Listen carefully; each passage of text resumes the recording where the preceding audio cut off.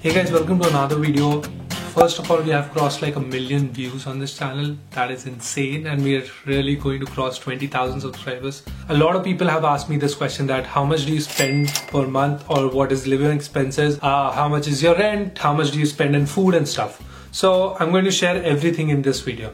I have already made a video regarding monthly expenses of a MS student in US, but that video was like way back when I just came in August, and I made that video in September. So that was 1 month of expenses. That included every expense, like this table, the chair I'm sitting on, the mattress, the one-time charges. So if you haven't watched that video, go watch it, because that will be the video which will be useful in the first month. Let me explain the narrative of this video. I live in Indiana, which is like a cheap town. I live in West Lafayette, which is even cheaper. So if you're living in a capital city, if you're living in like West Coast or East Coast, that'll be expensive as well.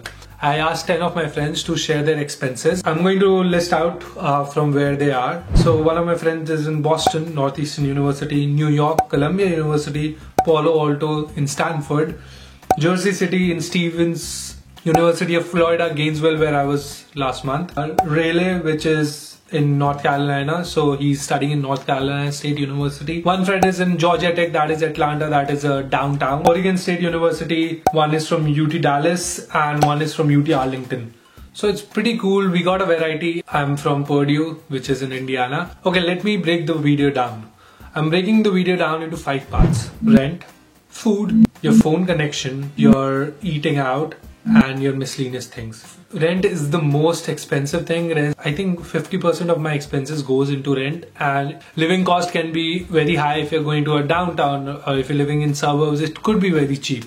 So let's cover all of that, and let's get into the video. Okay, first of all, rent. Let me tell you how much they are paying. I'm going to put a table in front of the screen and share that. I have to read out everything. So the first person is from Boston, and he's studying at Northeastern University. He pays $2,250, which is $2,250 for a 1 BHK. There are 5 people living in, that's why he has to pay like $600, $700. So the friend from Columbia, New York, she is staying in like a 3 BHK, and she's paying $700 for her rent. So her total rent is $3,650, which is a lot. Like that's like my 3 months of expenses or something. Anyway, moving on. So the next person is from Stanford, a friend of mine. She's studying in Stanford. Stanford is right in the heart of Palo Alto, which is insanely expensive. So her room, her apartment is like a 2 BHK apartment, and she's paying $2,400.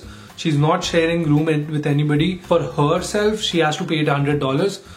Third is Jersey City, which is Stevens Institute of Technology. That person also paying $2,400. That is like, he's paying $400 out of that $2,400, and it's a 3 BHK, and he also shares a room. Fourth person is from Florida. She is paying $322, excluding utilities. I think the total amount of rent is $1,200. I stayed at her apartment. It's a nice apartment, big apartment. Gainesville is a very small place. That's why it's so cheap.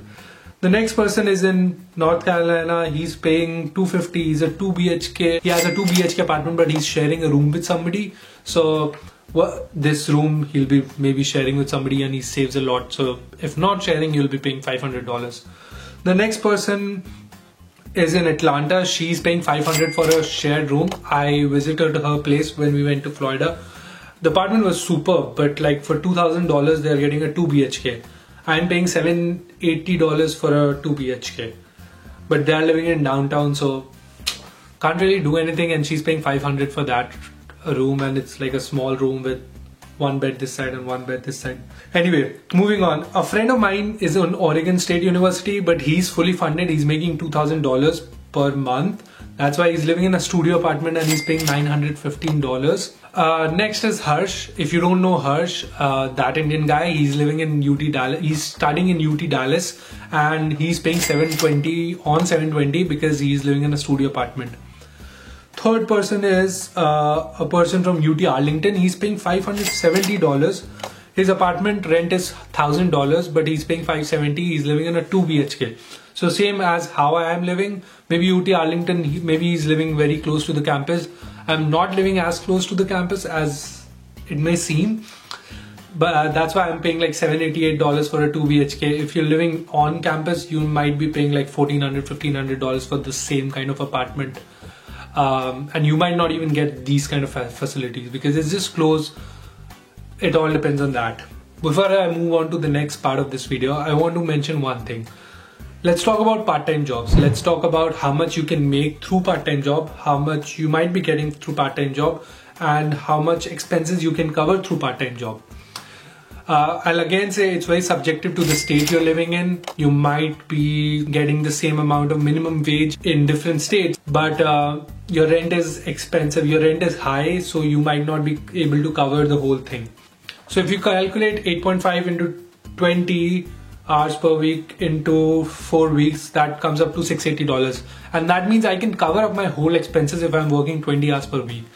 A friend of mine who's staying in Atlanta, she's getting $16 for her job, which is insane. She's getting paid $16, which adds up to like $1,280, and she can cover up all her expenses, and I think she can save a little bit of chunk as well. The person who was living in New York, he has a teaching assistantship, so she's making $1,800 or something like that.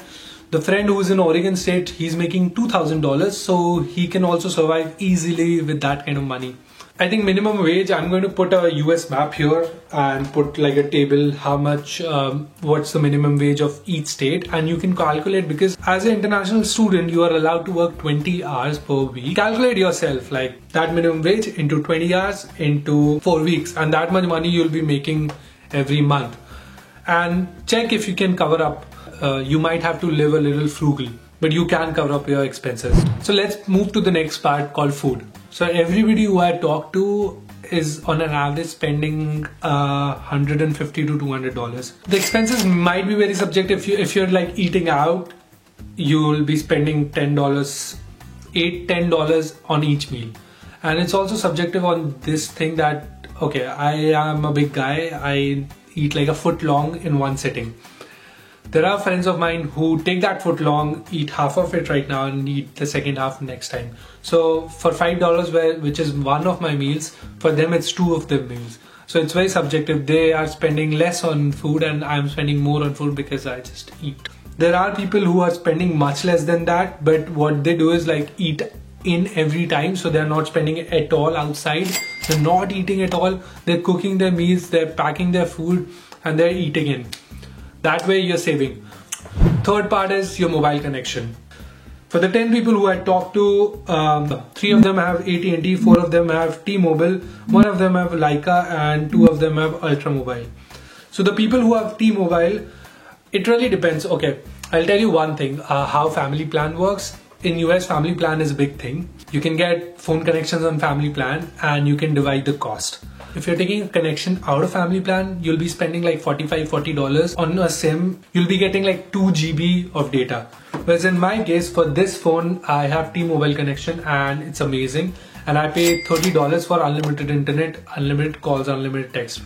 For the people who have AT&T, they pay like $35, $30.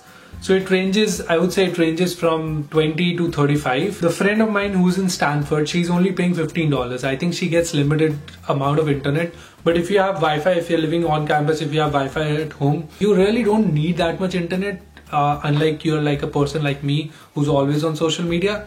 And if you can survive in $15 per month, that's awesome. So try to get into a family plan as soon as you come to the US, as soon as you are here. Collect a bunch of your friends and go get your SIMs, and that'll be the best thing for you, because all you have to do is like pay to him or pay to her and then you're good to go. Fourth point, eating out. Okay, this is for the people who hate cooking. Okay, let me explain how eating out works. It's all about time or money. If your time is more important, if you have like exam tomorrow, if you are busy somewhere and you're hungry, obviously you'll go for the important thing. But since we are students and we have a lot of time, I consider time as much important as money. So if I have time, I'll come home and I'll eat, or I'll cook and I'll eat. But if I don't have time, if I have a submission next day, if I am working, if I think like getting a $5 Subway will be much more productive than getting home and cooking. And even if I'll eat 10 days out and like spend $50, that's 3,000 rupees.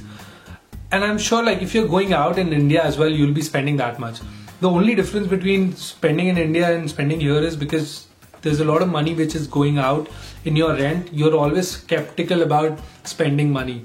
I buy food from Walmart and store it and bring things which I can eat easily. For example, these granola bars are my lunch for like a lot of times. So yeah, that's what I do. Okay, the fifth part would be the miscellaneous charge. Let me explain it to you what kind of miscellaneous charges I'm talking about.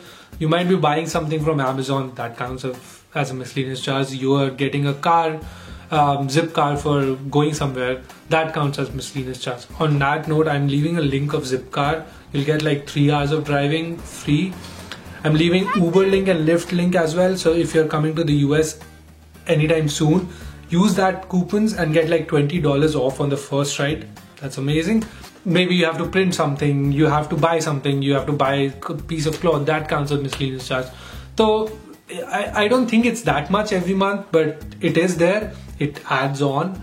And I have covered all of the major points and all of the major points where you are going to spend money and all of that which matters. Thank you so much guys for watching this video. I hope this was useful. If you like this video, just like it and comment if you have any question. Subscribe to my channel if you haven't. And until then, I'll see you in the next one. Peace.